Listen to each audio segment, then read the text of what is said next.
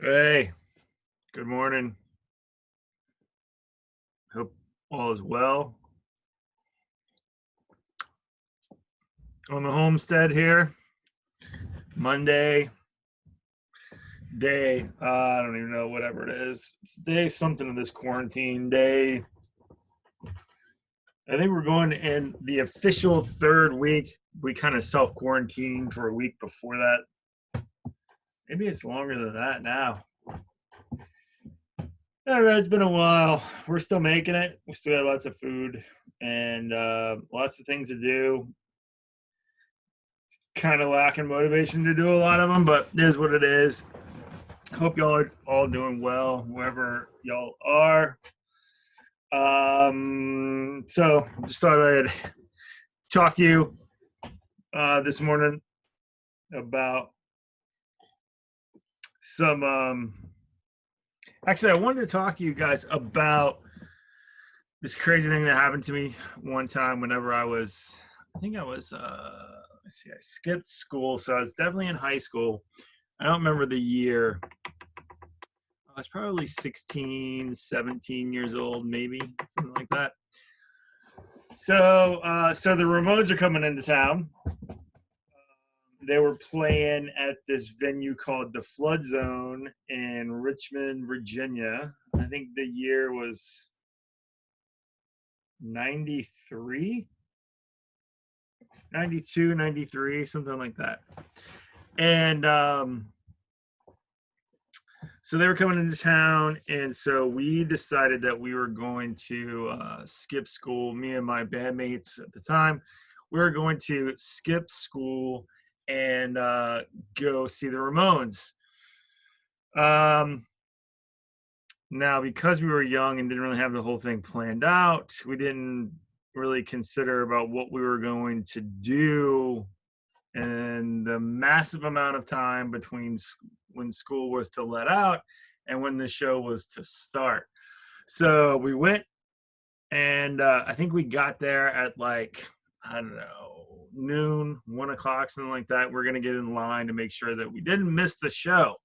So we get to the venue, and we were the only people there. Like, the club wasn't even open at all yet. The owners weren't there. No one was there. It was just three punk rock dudes hanging out outside of a club. Okay. So we're waiting, and then all of a sudden this dude rolls up and he says, "Hey, are y'all here to work?" And so we were like, yeah, doing what? What do you want us to do? So he said, we were looking for some like stagehands to help the Ramones unload their, offload their trucks. So we're like, yeah, awesome. What does it pay? And they were like, well, we'll give you, I think it was $40 for the three of us, which was like $10, plus tickets coming in. I think it was something like that. So we got into the show for free, and we were able to make some beer money, basically, is what it came out to. I don't actually think we even got the money. I don't know. Anyway, so the guy said, "Wait here," and then they should be arriving in like an hour. So we wait there. We're all stoked because we saved the money on the tickets, and then all of a sudden, this huge Mack truck rolls up, filled with crates and gear, and the road crew jumps out, and then so they start unloading the truck. So we jump in, start unloading the truck as well with them. So we get the whole truck unloaded. This is a lot of work, by the way. If you've never been a roadie, it's that's not a job for the week. So we unloaded the Ramones equipment.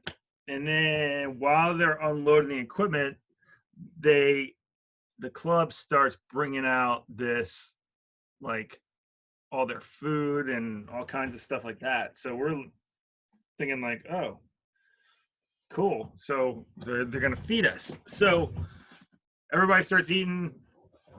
They let us come in and start eating. Then all of a sudden the Ramones walk in. Just like if it was, normal day-to-day activity. They walk in, they jump in the line. We're hanging out with them. Well, except for Joey. Joey didn't come, but CJ, Marky, Johnny, and Joey weren't there. I don't even know.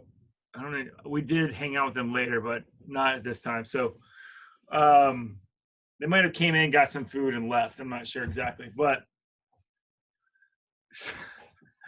so then CJ goes in his New York accent. He's, y'all know where any record stores are around? So we're like, yeah, this is, Richmond's our hometown. So we drove him to this record store called Plan 9 Records that is still in Richmond on Carey Street, I believe. Go check them out if you're ever in Richmond. It's a local record store. Been around for a long time. So we take CJ Ramone to the record store. So it's just me, Brett Cahoon, and CJ. And I don't know if Daniel was there or not. He probably was. But so we take him to the record store, and I never will forget this because he's standing under a poster of the Ramones with him on it, and he's in the record store. That image just kind of has always been stuck in my brain. And I think he bought a Mudhoney album for his wife at the time before he got divorced. Anyway, so then we take him back to the Flood Zone. They do their sound check. We're freaking out. These guys are legendary. They do the sound check. Sounds like total crap. The bass was like, it sounded like all their amps were blown. It was way too loud. There was no muffles. I was really unimpressed with the sound quality, honestly. So then we hang out. We also, me and Brett had an opportunity to steal all the Ramones leather jackets at the time, which we totally could have done because we took the crate up to their dressing room and opened up the crate, and it was all their leather jackets. And we were like, oh, well, we could just like bolt and have all the Ramones leather jackets, which would have been interesting to have, I guess, now. But so anyway, so we're hanging out backstage, and then watch the show on the side stage. They're leaving. Then they said, hey, if y'all are coming to the Virginia Beach, Virginia show in 2 days, let Monty know. Monty is their manager. Let Monty know. We'll get you backstage there. We can hang out. So 2 days later, which we were already going to go to the Virginia Beach show anyway, because that's what you do when you're a Ramones fan.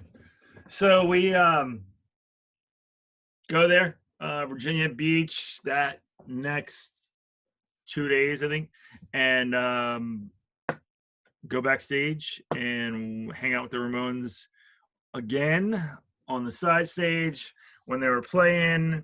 It was an epic time. So yeah, that was my time hanging out with the Ramones when I was, I don't know, 16, 17 years old. Oh yeah, also another little important fact about this, we gave CJ Ramone our cassette tape, because some of y'all may not know what a cassette tape is, but it used to be how you would transfer music. So we gave CJ Ramone our cassette tape.